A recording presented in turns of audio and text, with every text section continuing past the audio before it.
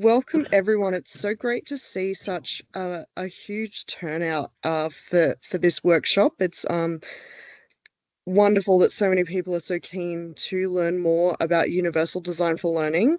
We have three incredible presenters today that are part of Diversified. Oh, beautiful. Look at that. So Karen Chris, as you can see, is a senior lecturer. She's been with Diversified for ages and is a champion for supporting students and inclusive teaching and learning. Dr. Aves Parsamane is a wonderful educational developer who is with ADA and has made some absolutely terrific resources to support staff and students. And finally, the wonderful Aaron St. James is is there, and he has done a huge amount of work in the space of supporting students and doing work in student voice. And so all three of these wonderful people are going to go through some updates for Universal Design for Learning, and hopefully everyone gets something useful. And yeah, they're all lovely, lovely people. So feel free to put questions in the chat, and I'm sure they will be happy to answer them. And have a wonderful session, everyone.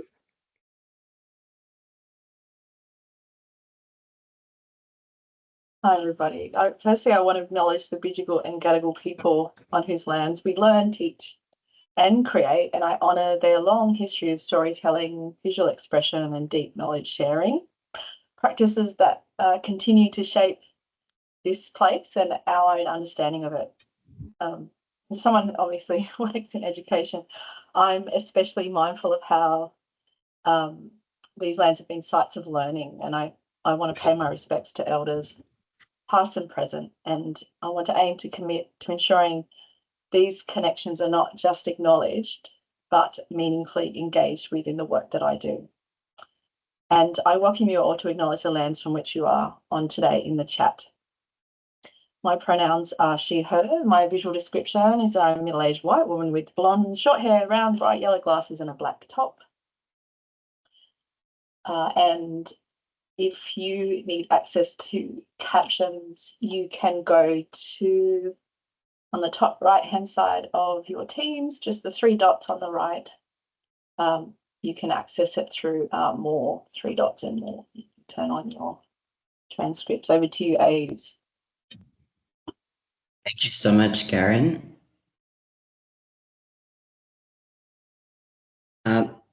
Welcome everyone again. Thanks so much for joining this session. I just wanted to point out that I've shared two documents in the chat. So we have a one-page summary of this session, summarizing the key points, and also the slide deck. So if you want to follow along, you're welcome to do this with our slide deck.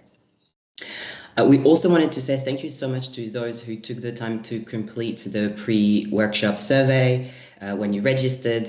In that pre-workshop survey, you told us for the most part that you were mainly interested in hearing about practical strategies to implement UDL, as well as learning more about the updates in the UDL 3.0 framework, which was released last year. So based on your responses and those insights, we have adjusted the content of this session a little bit to focus a little bit more on the practical strategies and also on the updates in the UDL 3.0 framework. I'm going to give a brief overview of the key principles of Universal Design for Learning, acknowledging that there are a few of you in this session who are new to UDL. So we want to recognize this and just give a bit of an overview of what UDL is about and the key principles, but I won't spend too much time on this because most of you, you're already familiar with this and pretty confident. Okay, so for those who are completely new to Universal Design for Learning, UDL is it's an educational framework which is evidence-based, which aims to make learning accessible and inclusive for all our learners. And we do this by offering flexible ways for learners to engage with the content, but also with activities as well as peers and instructors. So UDL is all about flexibility for the learners. It's about having choice and having autonomy. And the official goal of UDL is the learner agency. So those ideas of agency and autonomy are really important. On my slide, I have a group of people around a table, and it's a buffet. And this is because I personally really like the image of UDL as a buffet. It's a great metaphor, I think, which was introduced by Dr. Katie Novak. And I think it works really well because UDL is about creating a buffet of ways for our students to interact with the learning experience, to interact with course materials, with instructors, and with each other. It's about offering students options so they can pick and choose, they can pick what works for them and leave behind what doesn't work for them and have their own customized learning experience so they can really adjust their learning experience in a way that works for them.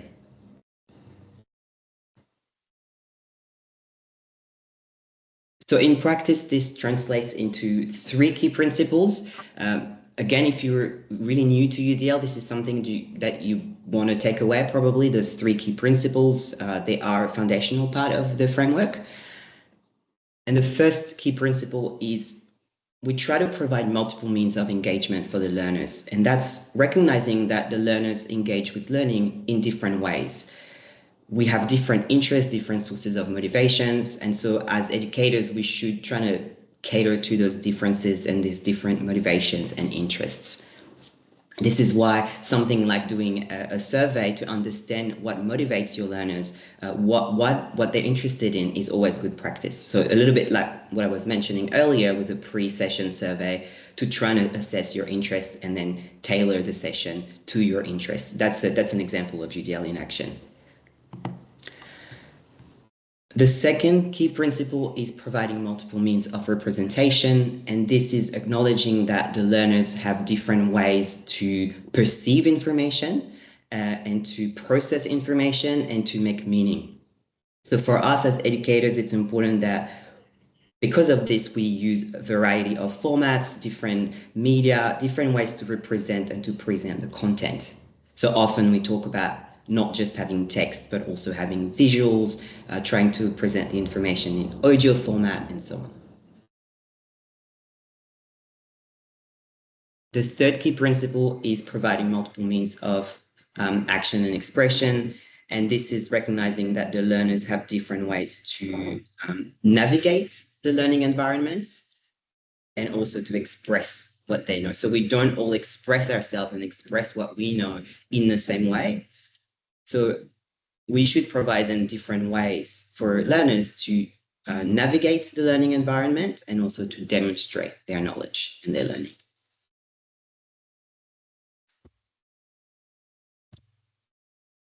So those are the 3 key principles. Now we're going to talk a little bit more about practical strategies and how we can put this into practice. We're going to share some of our practices, some examples, but I do want to acknowledge that when we look at the entirety of the framework, it can be a little bit overwhelming. When you look at the CAST framework, there are 3 principles, and then for each principle we have a series of guidelines, and then for each guideline we have a series of considerations. And then when you look at each consideration, you could start looking at multiple practices, multiple ways, multiple things that you could do in your teaching.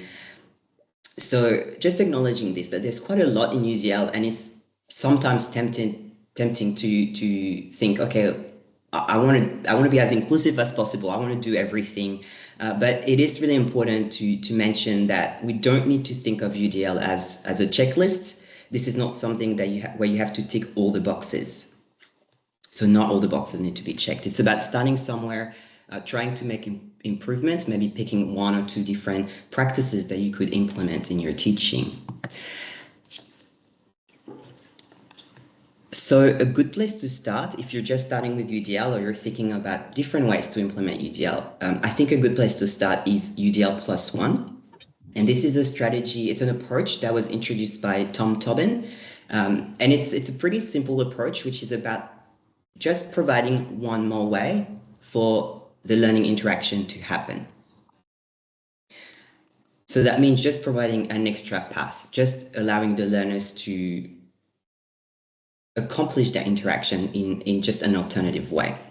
So Tom Tobin has a bit of a process, and I just wanted to share this with you because, again, I think it's a good place to start if you're not too sure where to start.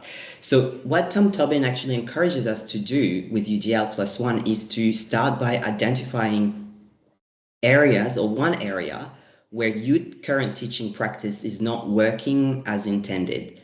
So something where you have a bit of there's something that's not working quite as you want it.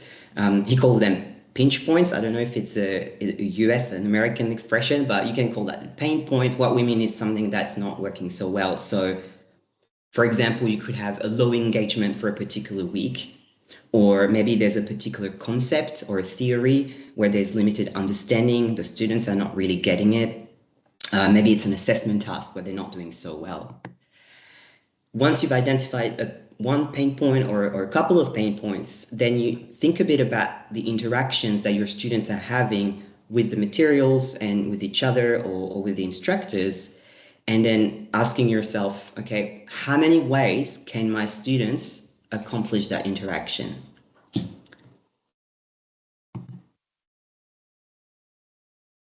Now, if there's only one way for the students to accomplish that interaction, you can simply add one more way, provide one more way, add one more path to success. So the examples could be in a lecture. If you're in a live lecture, you could share a printed outline or a summary. Maybe for the assessment task, you could allow your students to submit in media other than text. So you could allow them to maybe record their answer or submit a video or something like this. I'm not going to give too many examples of this because what we're going to do now is a little bit of a discussion, a bit of practice sharing, keeping this +1 or UDL +1 approach in mind. It would be great if you could just take a minute to think about your own practice, whether it's a course you've taught, you've designed, maybe if it's a course that you've redesigned if you're an ed dev. So thinking about ways in which you have provided one more way for the learners to learn or to demonstrate their learning. So think about how you have added flexibility and options for the learners for a range of different things. It could be in terms of course materials, it could be in terms of the live interaction in lectures or tutorials or seminars. Maybe it's an assessment example. So anything, we don't want to be too prescriptive, but we would love to hear how you've done it or maybe what you're thinking of doing in terms of providing one more path, one more way.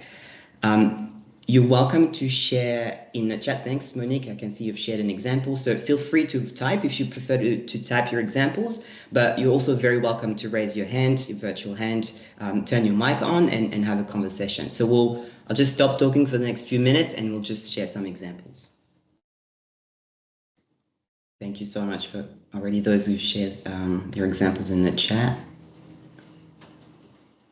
And Aaron and Karen, if I'm missing anything, please feel free to point out some great examples. Fantastic. Okay, I'm just going to read for now some examples that are being shared in the chat and writing. So we have Padlet for class discussion, so having a bit of that extra platform. Great, thanks, Emily. Yeah, I think this is a great example which we've put in a slide deck as well. So when you have a lecture, not just providing a video, but having transcripts, captions, having the MP3 file for the lecture is great as well. Some learners prefer to listen. So some people like to do something when they're they're learning. So maybe they're cleaning the house, but also absorbing that information. That's fantastic. Great. Yeah, Matt, thank you so much for that example. Choosing between a live or a pre-recorded presentation. That's great. We've got captions. A lot of fantastic examples in terms of multiple means of representation here. So different formats, having PDF and HTML. This is a great example as well. And we'll talk a bit about Moodle, but Moodle is great for this as well in terms of alternative formats. There are some tools that allow you to do this.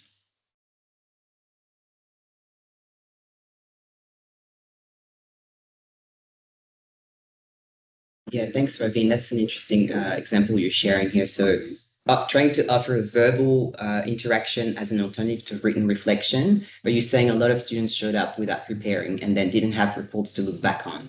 That's interesting, Ravin, and I wonder how we can address this, still maintain that option, that flexibility without sort of then having the students having that challenge of maybe that issue with preparation, or maybe it's about scaffolding that a little bit in the future.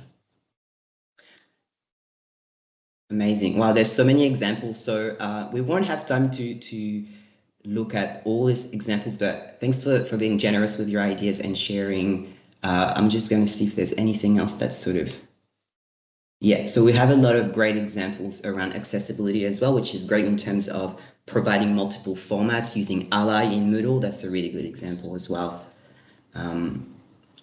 So feel free to keep sharing your examples. I think those are really great. I'll just address that last question for Morwenna, actually. Is there a concern that if we shift to audio and video for previously written tasks, then we're lessening the importance of writing? I think this is an important, I mean, it's a good point. I would always go back to the learning outcomes and whether, you know, if writing is a really important part of the learning outcomes for a particular course, in that case, I think there should be an emphasis on writing skills.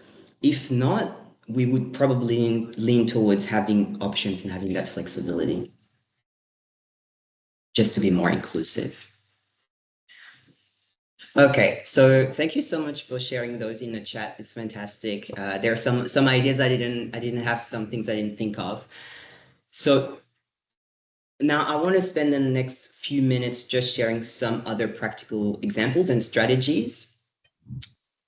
I have a slide here that has 6 different categories. So we have Moodle, language, exam questions, assessment, lectures, and course materials. Now, you also should have access to the slide deck, so I won't have time to cover the 6 categories. I just wanted to have to integrate some examples in here, but you're very welcome to look at those examples in your own time. Some of those we've already covered in the discussion and in the chat, so thank you for that. What I want to do is I just want to talk a bit about Moodle, language, and exams, and that's because those topics were mentioned in the pre-workshop survey, and I thought they were really great questions. So I just want to touch on those, give some ideas. Feel free to keep the examples coming, particularly in relation to those 3 categories. So I'll start with Moodle because I think this is a question that most of us here are interested in. How can we implement UDL in Moodle in our learning management system? It's an important one. So there's a lot to say about Moodle. I won't have time. I'm just going to skim the surface here. But what we want to achieve is we want our students to have options and flexibility when they navigate Moodle or when they're completing their activities in Moodle. I also think it's good practice to use Moodle to allow students to express their thoughts or to hear students' voices. And there are some tools baked into Moodle that allow you to do this. So just 3 examples, and again, skimming the surface here, and we can continue, we can have entire workshops on Moodle and UDL and Moodle and inclusion, but just a couple of small techniques, small things that you can do. Making use of Moodle files, so uploading your course materials as Moodle files if possible, simply because it's a very accessible tool and the files can be downloaded in a range of alternative formats. So not only making use of this, but also pointing it out to your students, saying that those files actually are available in a really wide range of formats. If you're a little bit more adventurous and Moodle savvy, you can also explore H5P and Moodle lessons, and they're great to create self-paced interactive learning paths. So that's great in terms of creating a bit of flexibility and customize the learning experience. But full disclosure, Moodle lesson is a little bit tricky. So if you're interested, but don't shy away from this. This is where you can also work with your ed dev teams in your faculties and your schools that can help you build those learning paths. I also wanted to mention Moodle feedback and questionnaire because those are survey tools that are baked into Moodle that you can use to hear what the students have to say. You can ask them a range of questions. If you're interested in learning what is interesting and relevant to them, I would really encourage you to make use of those tools. Of course, you have other tools outside of Moodle, but they're easy, especially Moodle feedback is very user-friendly and simple. I do want to touch on translation tools and language. One, because someone mentioned that in the pre-workshop survey, so thank you to whoever mentioned translanguaging and language. Two, because it's actually a really important addition in UDL 3.0, which Karen is going to talk about more in a minute. So UDL 3.0 actually is very explicit about encouraging translanguaging, which is pretty much the practice of moving back and forth between different languages. So it's telling us that we should encourage translanguaging to enhance learning, and we should allow and encourage students to use translation devices. I'm not going to go too much into the technology, but there are so many tools now that allow students to translate live in class, to translate web pages, to translate PDFs. A lot of those are free and available within Microsoft. Microsoft Word has an excellent translation device. So the point is more about just making it explicit to your students that this is welcome in this course and those tools exist, and that, you know, just talking a bit about the ethical use of those tools and obviously encouraging them to be critical and to fact check and so on. But this is very similar to AI. We do want to embed this in our teaching practice as much as possible. There's way more tools, and if you want to know more about the tools, just let me know. I've got a list with a whole range of EdTech technologies that can be used for this. But I want to finish with one more example, and then I'll pass it over to Karen to talk about UDL 3.0. And I just wanted to finish this with exam questions, because someone mentioned this in a survey, and I was a little bit taken aback because I haven't thought about exams in relation to UDL, so I thought it was a really wonderful question. So what does it look like to create flexibility and choice when we are taking exams or designing exams? So a few suggestions that are useful for people who design exams. Maybe allowing your students to choose between topics. So choose your own adventure kind of situation for exams if you can do this. Also letting students choose between questions. This is something that is doable in Moodle quizzes and Inspira. When you are writing the questions, trying to weave in scenarios or examples that you know will speak to your students' interests or experiences. So going back to the engagement element here. In terms of representation, also trying to offer different question types, so not just having the multiple choice, but trying to have a variety. And again, Moodle quizzes is great for this. We have lots of different question types, including short answers, long answers, visual questions, drag and drops, and obviously accessibility is baked into those tools as well. And finally, also potentially allowing students to submit answers in alternative formats, slightly more challenging technically, but that can be done within the tools that we have at UNSW. So for example, allowing students to not just write their answer or click a button, but also for those who want to demonstrate their learning in a different format, allowing visuals, allowing them to submit a recording or an audio. That's also something to consider. I'm going to leave it here because we want to hear a little bit about UDL 3.0. So I'm just going to stop, but feel free to continue the conversation in the chat. Look at the other examples. And I'm just going to now hand that over to Karen. So if you want, you should be able to take control, Karen, and I'm going to move to your slide. So I'm going to skip a couple of slides. Oh, no, you've done it. Great. Have I? You're too fast. Sorry. Go for it. How do I skip? That's okay. Is that working? There you go. Yeah. Oh, Perfect. amazing. That's working. Okay, great. And I've noticed I think there's some questions in the chat. So if there's anybody that has any UDL experience, incorporated UDL in your exam questions, I think, around language and accessibility, or adjusting for students that might have some mental health concerns, etc., feel free to add some answers in the chat while this is happening. It's really great to see the engagement of it. So for those of you that went to the ADSET seminar in March, you might already be familiar with some of the changes, some of the new changes. So for those not, I'll just run over really quickly. So UDL 1.0, we're going to call it, which, you know, is the first articulation of UDL, appeared all the way back in 1998 by in a publication by Dr. David Rose and Dr. Anne Meyer. They were two researchers from the Harvard School of Graduate Education, which then became incorporated as CAST, which you'll now be familiar with by the CAST website, which is the Centre for Applied Specialised Technology. And originally, the goal was to revolutionise the way that students specifically with special needs were taught by introducing technology that would allow teachers and learners to customise their experiences. So obviously, UDL is quite different now.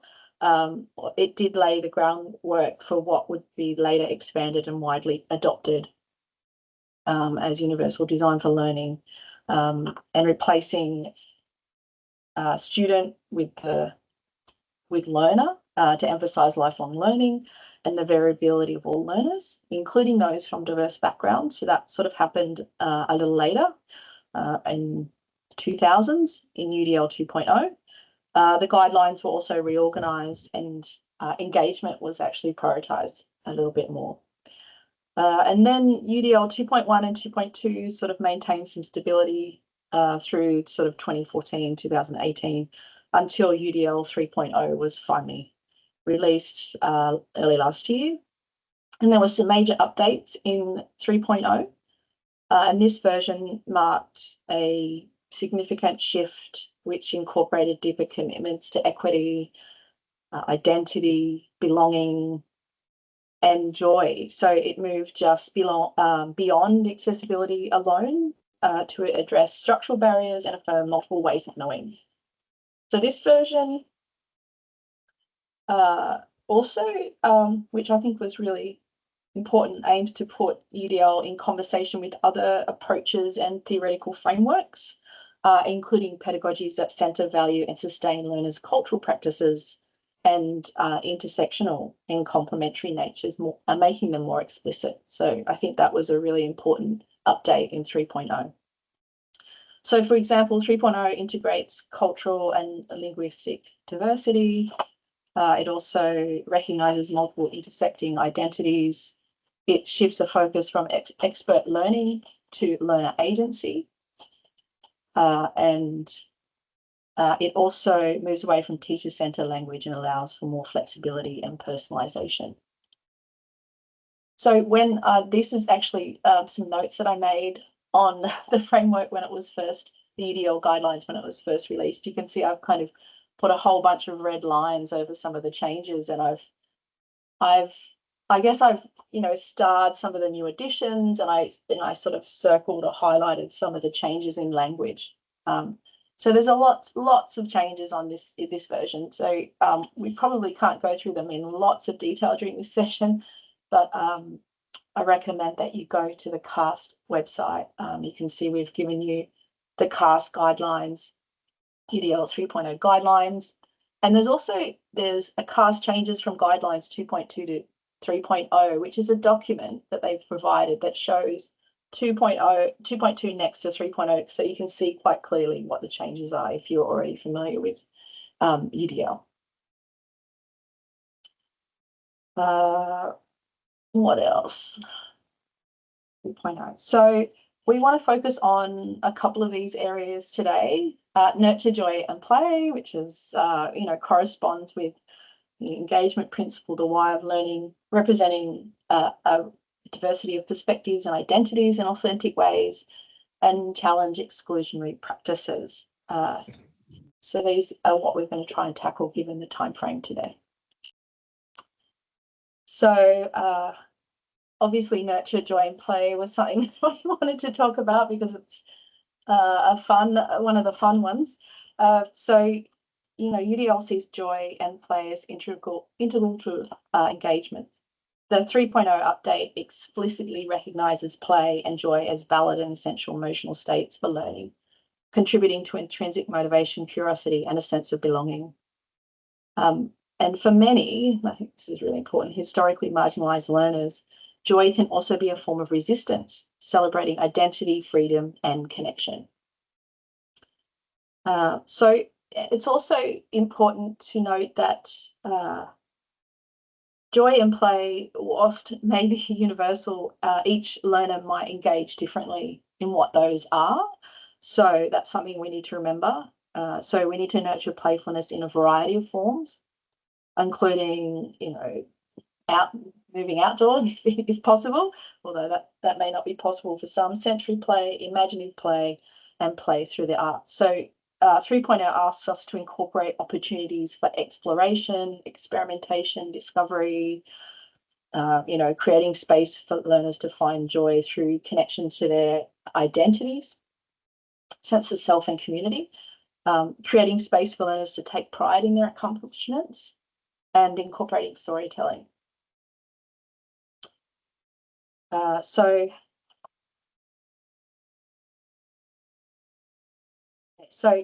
key ways that this may support diverse and neurodivergent learners could be, for example, sensory regulation. So play can involve movement, sound, and touch, offering opportunities for self-regulation, especially for those with sensory processing differences. Non-verbal communication. So for individuals with speech or language difficulties, play can enable expression through gesture, visual cues, performance, or even objects. So it's something that I often use. Play can also reduce performance pressure, and I find this is particularly important for people like myself. So the open-ended nature of play can allow for risk-taking without the fear of failure, accommodating varied cognitive, emotional, and physical needs.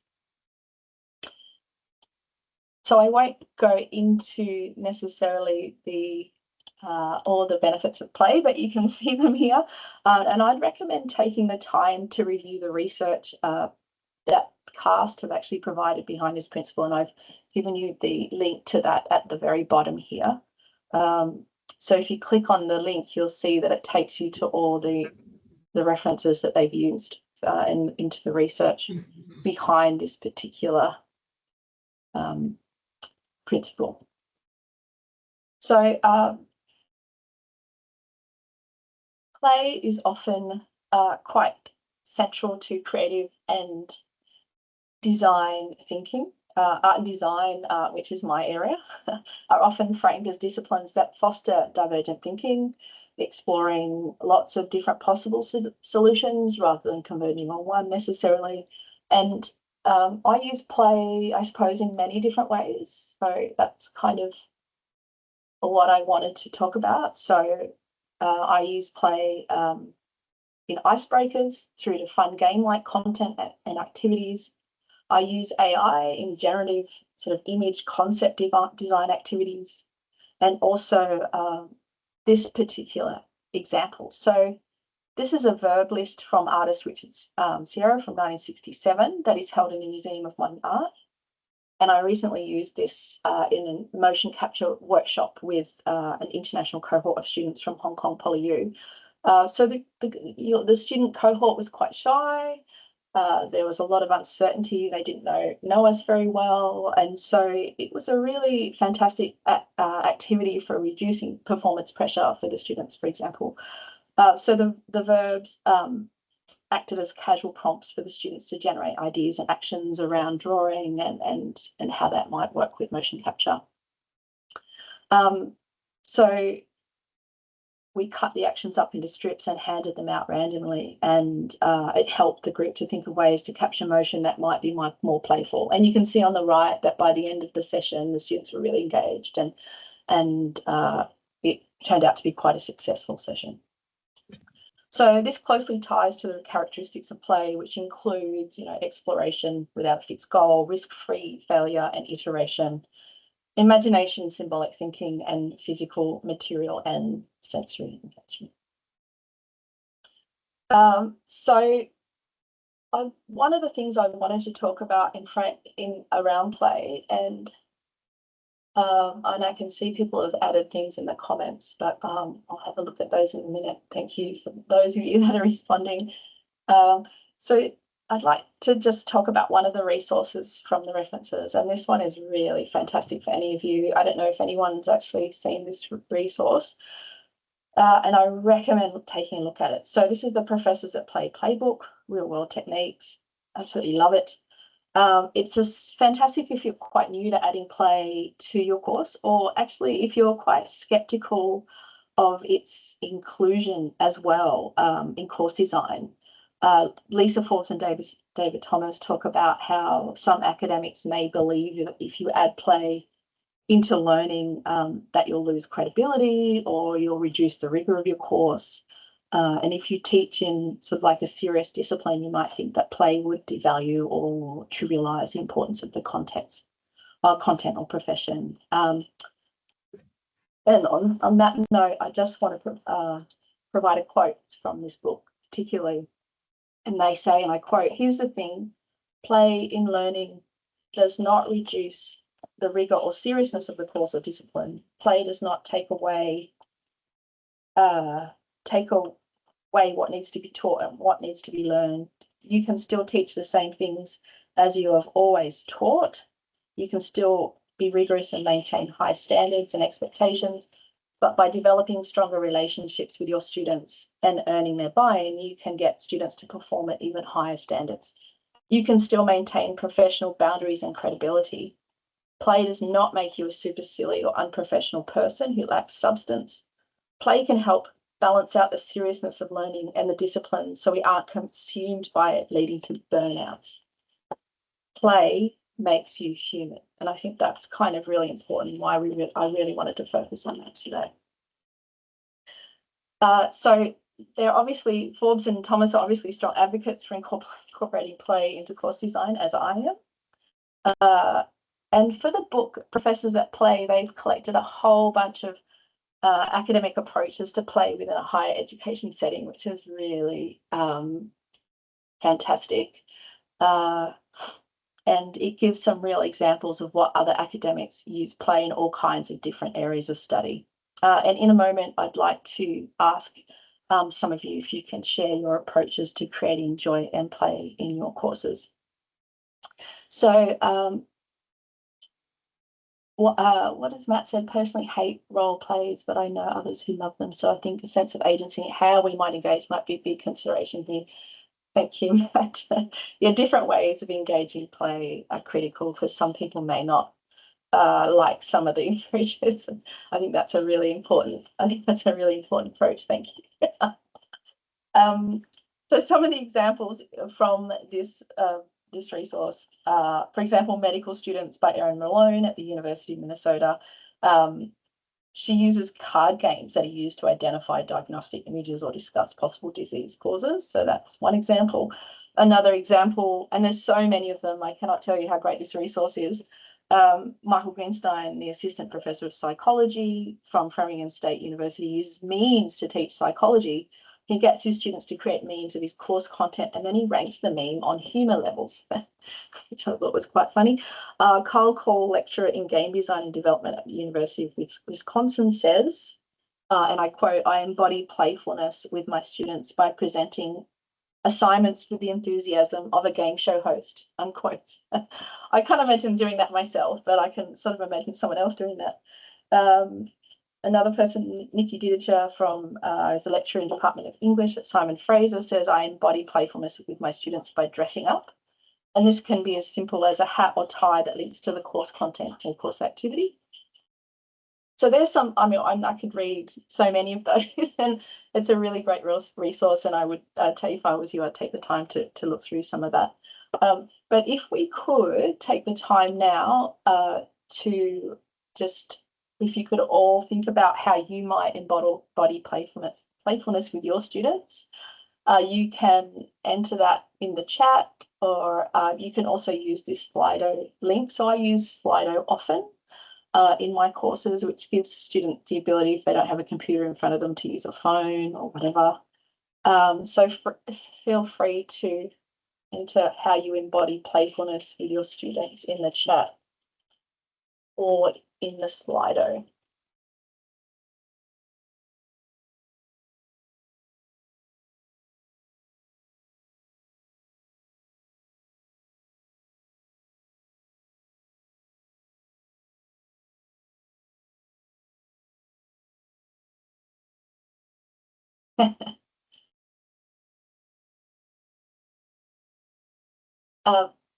So we have one example here, putting jokes and references in the flavor text of exam questions. I love that one. So there's a good example for those of you that are asking about exams earlier.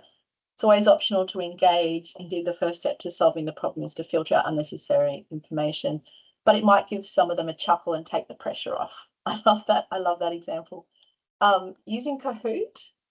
I've not used Kahoot, so if anybody used Kahoot and knows what that is, please tell us. Using humour, somebody else has said, using images in Padlet, games and role play. I think having fun helps students relax and be even more open to learning. Someone else says putting music on in class, being silly, dancing with them, anything hands-on. I love that. We do role plays where students are asked to embody rather than exaggerated personality types to challenge their fellow students, but also have a laugh at the same time. Creating digital games, Kahoot, about key concepts, fantastic. By being a bit silly and giving things a go that I'm terrible at, fun and shows failure is allowed. I love that. I think failure is really fantastic and underutilized failure, I think. Using Lego and jigsaw puzzles to break down abstract concepts. Wow, that sounds fun. And these are just some of the ones from the Slido. And also, what do we have in the chat? I use Clippy from Office 95 through my LMS to highlight things that people often misunderstood, miss in the research. Ooh.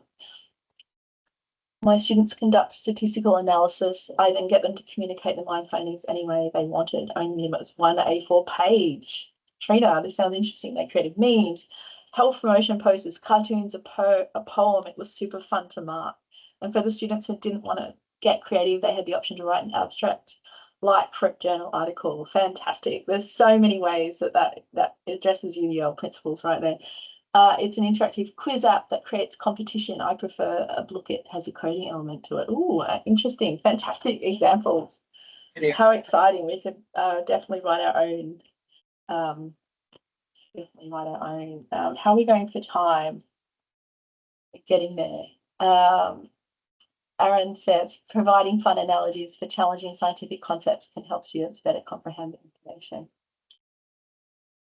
Now, the next thing, and before I hand it back to Abe, they also have, so Lisa Forbes and David Thomas have also provided a Professor at Play AI playbook. So for those of you that are really interested in incorporating AI, you can see that there's some really fun examples in this particular version of the playbook. So making music with Suno. Suno is a really fun tool.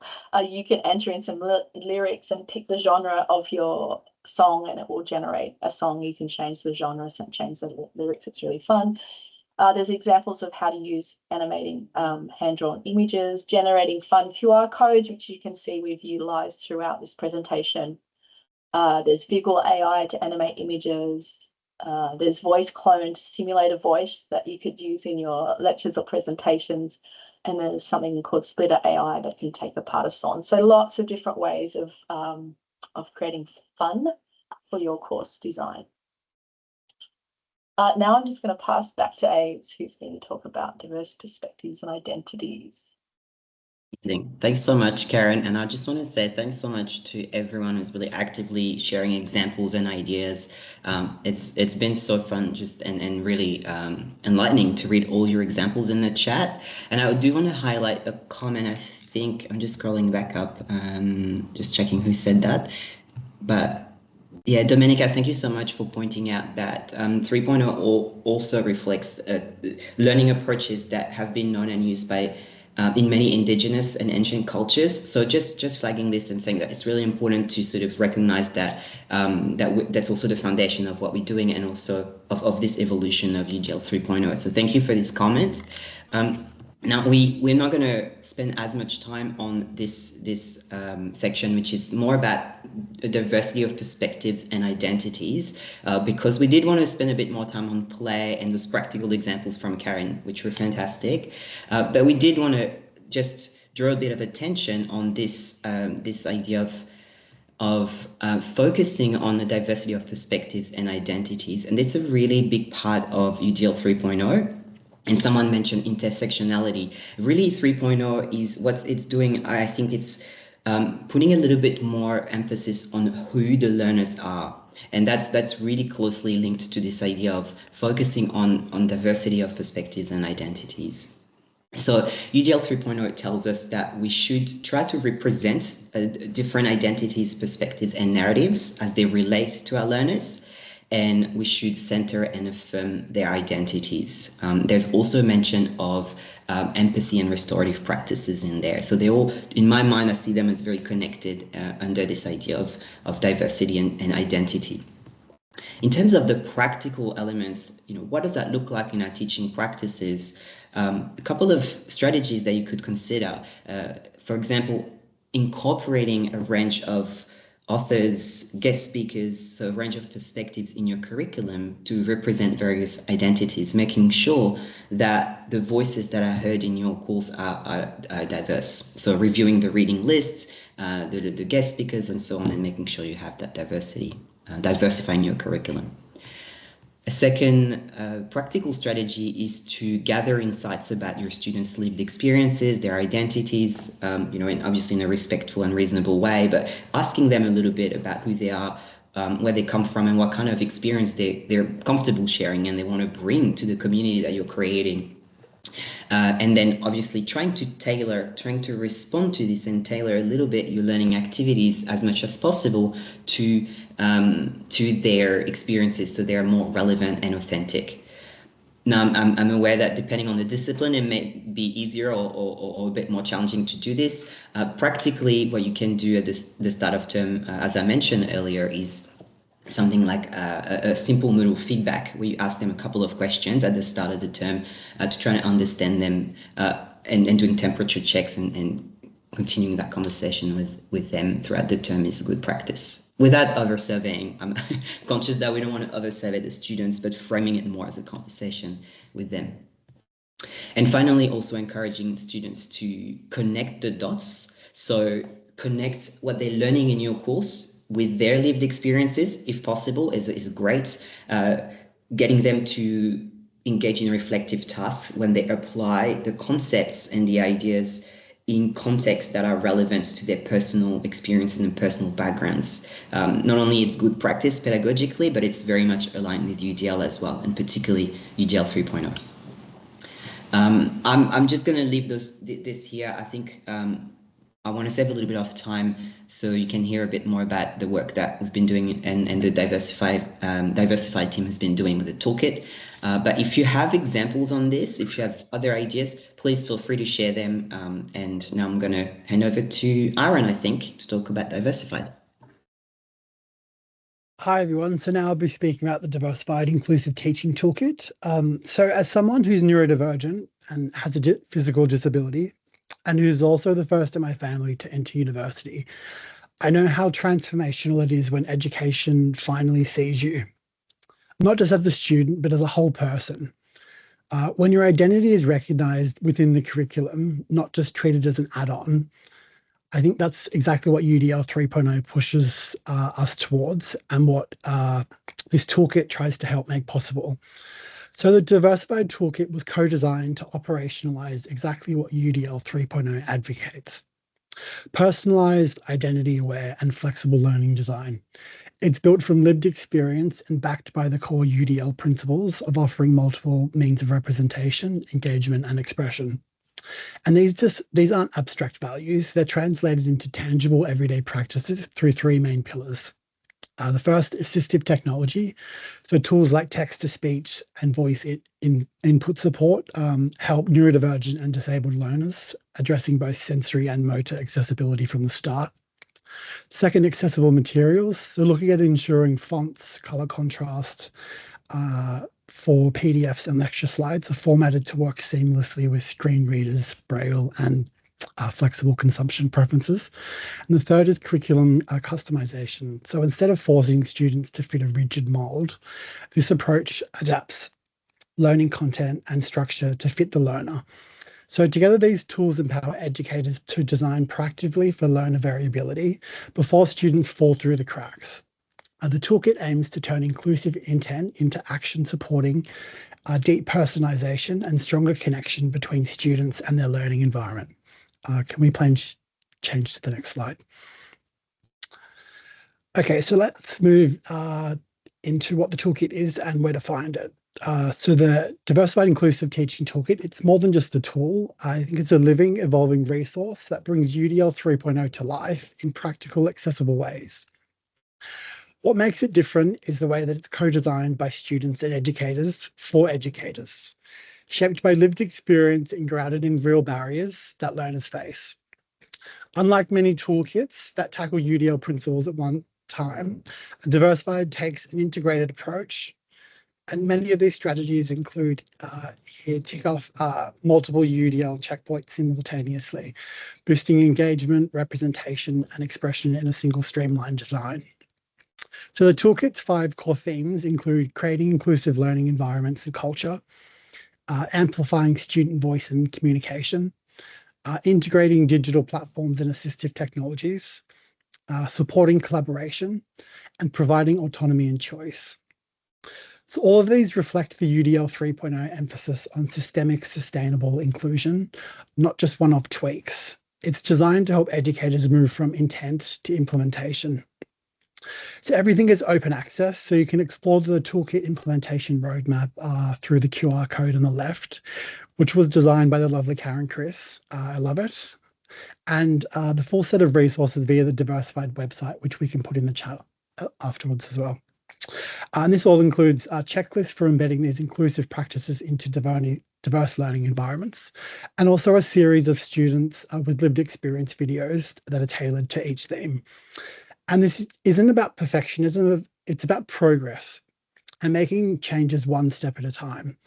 Within Diversified, we believe that every learner deserves to thrive, and this toolkit tries to ensure that no educator has to start from scratch. I also just wanted to briefly mention in the chat, there was a discussion about power dynamics. And as a student, I really feel that when a lecturer shares a short bio that reflects who they are beyond their academic role, I think it's quite powerful. And also, Diversified also encourages the inclusion of a brief statement of inclusion at the start of lectures to help create a more welcoming and human-centered learning space. Thank you.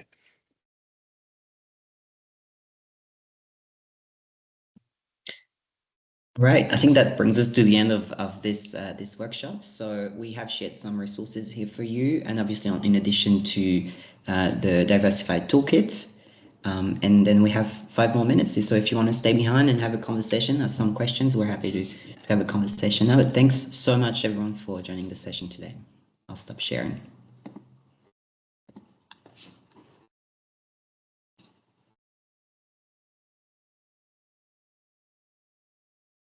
Thank you, everybody. Hi, Lou. You have a question? Hello, I do. There was thank you for the presentation. It was amazing. It's part of my research area, so it's really interesting to see how the conversation about UDL is evolving.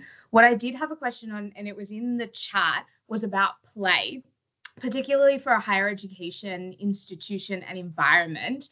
There were some really brilliant ideas shared about how play can be incorporated. I am interested, though, in students with RSD or potentially neurodivergent, and I'm thinking here autistic learners who potentially have issues with social communication and nuances and identifying that. How can you talk a little bit more about the balance between introducing and facilitating play, but then also acknowledging that not everyone is able to understand social nuance and social cue in that specific way and how to support that integration?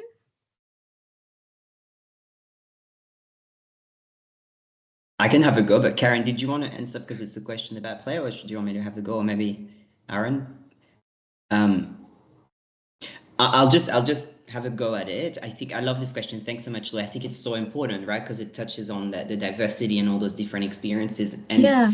I think there's an important point here about, what is going to be sort of inclusive of a particular, someone may feel exclusive to someone else, and we know this. So that's why it's not about, you can't really tick all the boxes. Yeah. And I think in this particular example, it is about providing alternative options. So I have in my mind an example of a course convener who does that really well. And there's a lot of social interaction. There's a lot of group dynamics and group and a very playful course design. But for this particular course, they have an alternative for those who say, you know what, I'm going to do this completely solo, and that there's no disadvantage, there's no penalty. There's a sort of an alternative pathway where the student can be successful without engaging in this, because that's how they thrive and that's how they can do the work well. And group work is not part of the learning outcomes in that particular course. It's not a big emphasis, but that would be my answer. But thanks for the question. Thank you. Just to add on from what Aves was saying, I think I know some academics who send out it's like a pre-course survey in a sense to students with equitable learning plans, advising like these are the type of assessments that we have.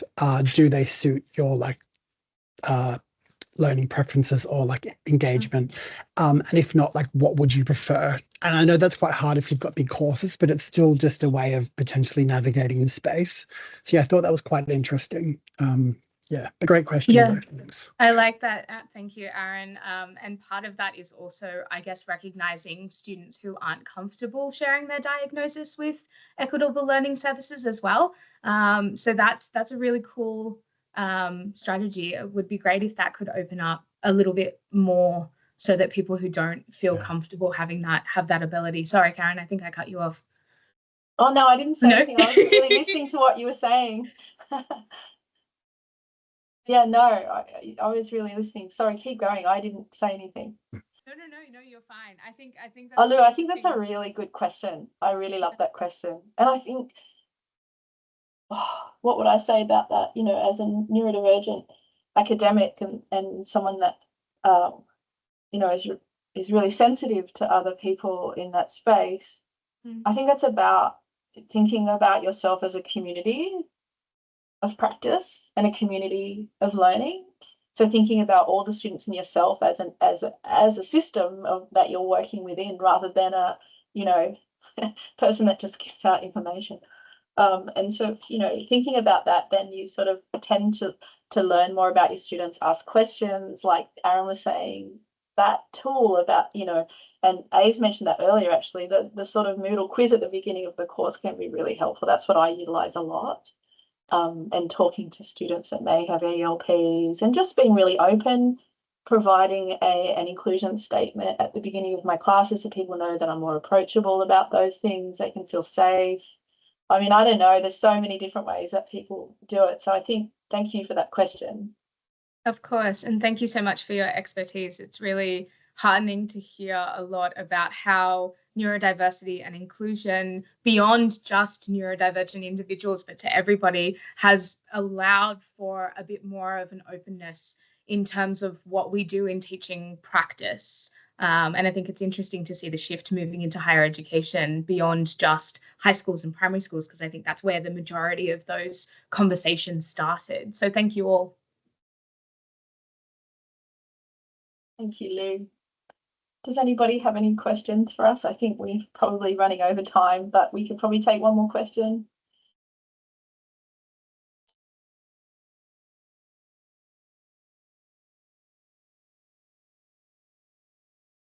Thank you, everybody. Thank you, everyone. And I hope to see you out there in the universe at some point. Yeah. Thank you. All right. Bye, everyone else. Bye.